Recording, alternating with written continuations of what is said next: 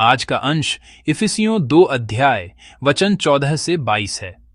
हम एक साथ पढ़ेंगे क्योंकि वही हमारा मेल है जिसने दोनों को एक कर लिया और अलग करने वाली दीवार को जो बीच में थी ढा दिया, और अपने शरीर में बैर अर्थात वह व्यवस्था जिसकी आज्ञाएं विधियों की रीति पर थीं, मिटा दिया कि दोनों से अपने में एक नया मनुष्य उत्पन्न करके मेल करा दे, और क्रूस पर बैर को नाश करके इसके द्वारा दोनों को एक देह बनाकर परमेश्वर से मिलाए।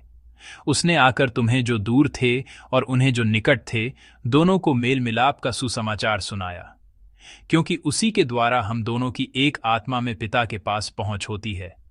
इसीलिए तुम अब विदेशी और मुसाफिर नहीं रहे, परंतु पवित्र लोगों के संगी स्वदेशी और परमेश्वर के घराने के हो गए, और प्रेरितों और भविष्यद्वक्ताओं की नींव पर, जिसके कोने का पत्थर मसीह यीशु स्वयं ही है, बनाए गए हों, जिसमें सारी रचना एक साथ मिलकर प्रभु में एक पवित्र मंदिर बनती जाती है, जिसमें तुम भी आत्मा के द्वारा परमेश्वर का निवास स्थान होने के लिए एक साथ बनाए जाते हो।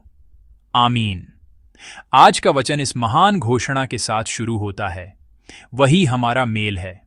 अंग्रेजी बाइबल में लिखा है, ही इज आवर पीस, यानी वह हमारी शांति है। यह एक संक्षिप्त लेकिन वास्तव में एक महान घोषणा है। यह वचन घोषणा कर रहा है कि यीशु मसीह केवल शांति स्थापित करने वाले या शांति का मार्ग सिखाने वाले नहीं हैं, बल्कि वे स्वयं शांति हैं। यीशु हमारी शांति है। यह कोई सैद्धांतिक व्याख्या नहीं है, बल्कि यह पौलुस की विश्वास की स्वीकारोक्ति है। प्रभु मेरी शांति है। इस एक वाक्य में विश्वास की सभी स्वीकारोक्तियां और सुसमाचार का सार समाहित है। एक धर्मशास्त्री ने इस प्रकार कहा है, peace is not a product, peace is a person. शांति कोई उत्पाद नहीं है, शांति एक व्यक्ति है। शांति वह चीज नहीं है जिसे हम बनाकर और तैयार करके कहते हैं यहां शांति है, बल्कि आज के वचन के अनुसार ये घोषणा की जा रही है कि शांति स्वयं यीशु हैं। शांति कोई उत्पाद नहीं है जो कुछ शर्तों के पूरा होने पर बनाई जाती है। यीशु का अस्तित्व ही हमारे लिए शांति है। मसीह के हमारे बीच होने मात्र से ही हम शांति के स्वामी हैं। यदि यीशु हमारे जीवन के केंद्र में हैं, तो चाहे बाहर कोई भी तूफान क्यों न आए, हम शांति के लोग हैं। उनका हमारे भीतर होना हमारे कांपते हुए हृदयों को मजबूती से थामने वाला एक लंगर बन जाता है। इसलिए यह कहना कि मसीह हमारा मेल है, इसका अर्थ यह है कि हम में से प्रत्येक को और एक समुदाय के रूप में भी एक दूसरे के लिए मेल का माध्यम बनना चाहिए। यह उस व्यक्ति से मेरी मुलाकात नहीं, बल्कि उस व्यक्ति के भीतर बसे यीशु से मेरी मुलाकात है, और मेरे भीतर बसे यीशु से उसकी मुलाकात है। इसीलिए हमारे बीच शांति है।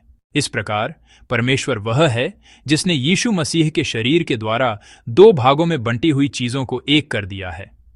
हम हर दिन हर हफ्ते अपने विश्वासी भाई बहनों से मिलते समय शालोम कहकर अभिवादन करते हैं। यह शालोम, जो हिब्रू में अभिवादन का एक शब्द है, महज एक अभिवादन नहीं है। यह शालोम सुसमाचार का मूल है जो पूरी बाइबल में व्याप्त है। यह परमेश्वर का हृदय है, प्रभु की इच्छा है जो पूरी बाइबल में व्याप्त है।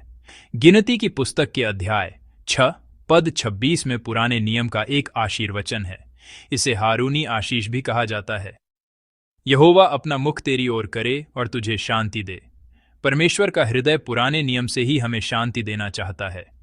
वह परमेश्वर हमेशा हमारी ओर अपना मुख करते हैं और कहते हैं, तुम्हें शांति मिले।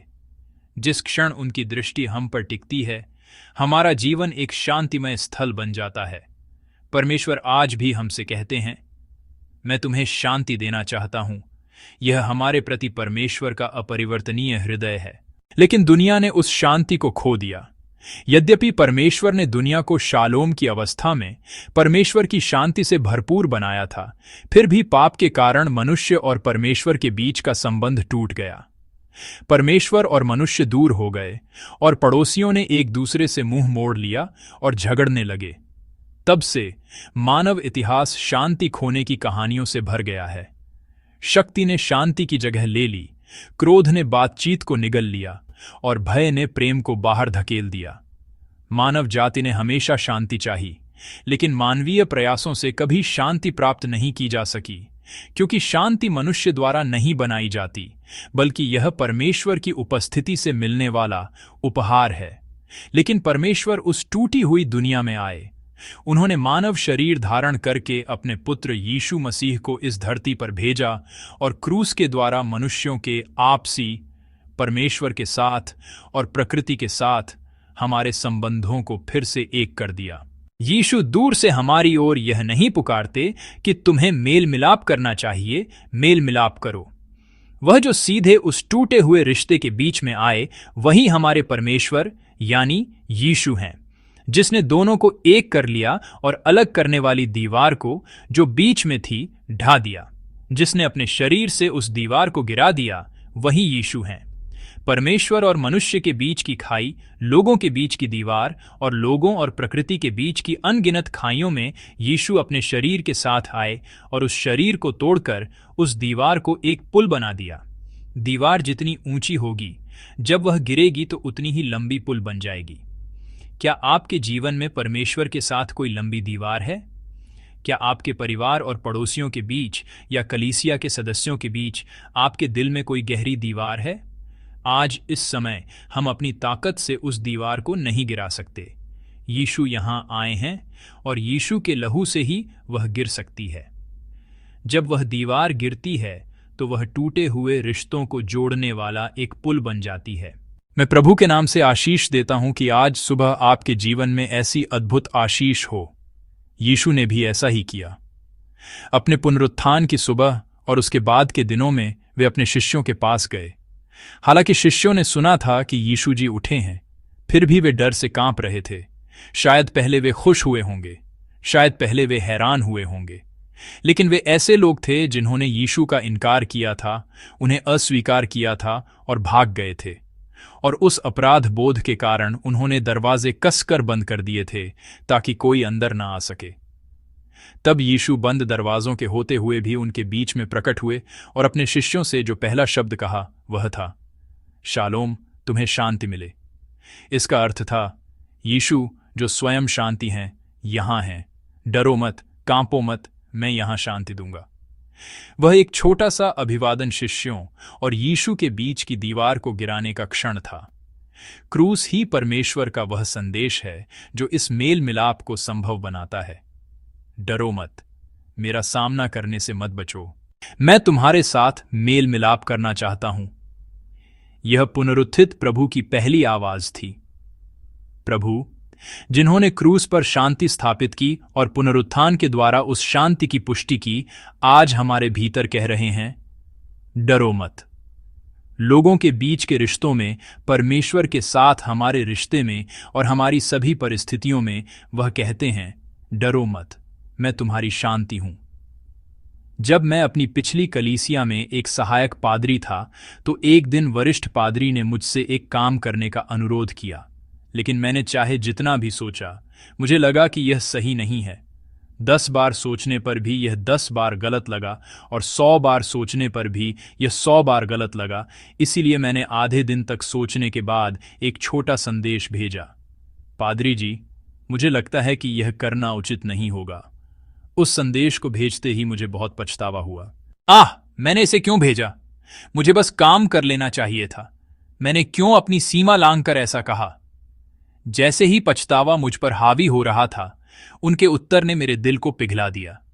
पादरी जी का पहला शब्द जो उन्होंने मुझे भेजा वह था शालोम। शालोम, इस एक शब्द ने मेरे सारे तनाव को दूर कर दिया। इसका मतलब था कि सब ठीक है। इसका मतलब था कि तुम्हारे और मेरे रिश्ते में कोई समस्या नहीं है। उस एक छोटे से शब्द में परमेश्वर की शांति निहित थी। यही शालोम है, रिश्तों को बहाल करने और दिलों को छूने की शक्ति। प्रभु आज भी हमसे कहते हैं, क्या तुम्हारे भीतर शालोम है? मैं शालोम के रूप में तुम्हारे भीतर रहना चाहता हूं। प्रिय विश्वासियों, यदि मसीह हमारी शांति है तो हमें, जो उनमें है, एक शांतिपूर्ण जीवन जीना चाहिए। जैसा कि पौलुस इफिसियों 4:3 में कहते हैं, और मेल के बंधन में आत्मा की एकता रखने का यत्न करो। आमीन। परमेश्वर ने हमें पहले ही एक कर दिया है। हमें उस एकता को बनाए रखने और उसकी रक्षा करने के लिए बुलाया गया है। लेकिन मेल का मार्ग, शांति का मार्ग, शालोम का मार्ग कभी आसान नहीं होता। यह दूर और कठिन है और कभी कभी इसमें दुख भी सहना पड़ता है। क्षमा तो कोई अकेला भी कर सकता है, लेकिन मेल मिलाप के लिए दो लोगों की जरूरत होती है। इसलिए भले ही मैं अपने दिल में तैयार हूं, अगर वह व्यक्ति इनकार करता है तो मेल मिलाप नहीं हो सकता। और भले ही वह मेल मिलाप करना चाहे, अगर मेरा दिल नहीं खुलता तो मेल मिलाप नहीं हो सकता। इसलिए हमारे दिलों में यीशु की विनम्रता, धीरज, प्रेम और सहनशीलता की आवश्यकता है। जब हम क्रूस को थामकर जीते हैं तो वह अनुग्रह हमारे भीतर काम करना शुरू कर देता है। मुझे क्षमा करना होगा, मुझे प्रेम करना होगा।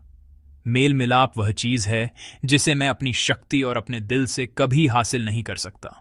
जब यीशु हमारे भीतर आते हैं तो हम यह महसूस करते हुए कि हमारे सामने की दीवारें ढह रही हैं, सोचने लगते हैं, उन्होंने मुझ जैसे पापी को भी बचाया, तो मैं उस व्यक्ति से क्या दावा कर सकता हूं। उस दीवार को गिराने की ताकत मुझ में नहीं है। इसलिए हमें क्रूस को थामे रहना चाहिए। हमें यीशु को देखना चाहिए जो क्रूस के अनुग्रह के साथ हमारे पास आए। हमें यह अच्छी तरह से याद रखना चाहिए कि मैं शांति नहीं बनाता, बल्कि मसीह मेरे भीतर शांति स्थापित करते हैं। मैं प्रभु के नाम से प्रार्थना करता हूं कि उनकी शांति मुझसे होकर मेरे परिवार, कलीसिया और इस दुनिया में प्रवाहित हो। प्रिय विश्वासियों, आज भी दुनिया अशांत है, परिवारों में संघर्ष है, समाज विभाजित है और युद्ध तथा घृणा की खबरें दुनिया भर से हमारे कानों में पड़ती हैं और हमारी आंखों के सामने आती हैं। लेकिन मसीह आज भी हमारी शांति है। वह आज भी हमारे बीच खड़े होकर हमसे इस प्रकार कहते हैं, मैं तुम्हारे साथ मेल मिलाप करना चाहता हूं, मैं तुम्हारी शांति हूं। यह शांति वह शांति नहीं है जो दुनिया देती है। यह वह परिणामी शांति नहीं है जो परिस्थितियों के बदलने पर आती है, बल्कि यह वह शांति है जो मसीह के साथ होने से मिलती है। मैं आपको आशीष देता हूं कि आज के दिन आप क्रोध के बजाय क्षमा को, झगड़े के बजाय मेल मिलाप को, भय के बजाय विश्वास को और घृणा के बजाय प्रेम को चुनें। शांति परिणाम नहीं है, बल्कि मसीह को धारण करने वाले जीवन का प्रमाण है। जब वह आपके भीतर होते हैं, जब वह मेरे भीतर होते हैं, तब हम पूर्ण शांति प्राप्त करते हैं। इसलिए मैं चाहता हूं कि आप आज हमें दिए गए इस दिन में प्रेम करें। अपनी ताकत से लोगों को गले लगाने की कोशिश न करें, बल्कि यीशु की शक्ति से बीच की दीवारों को गिराए और उस व्यक्ति के पास जाए, उस प्रकृति के पास जाए और उस परमेश्वर के पास जाए। मैं प्रभु के नाम से प्रार्थना करता हूं कि आज का दिन आपके लिए एक धन्य दिन हो।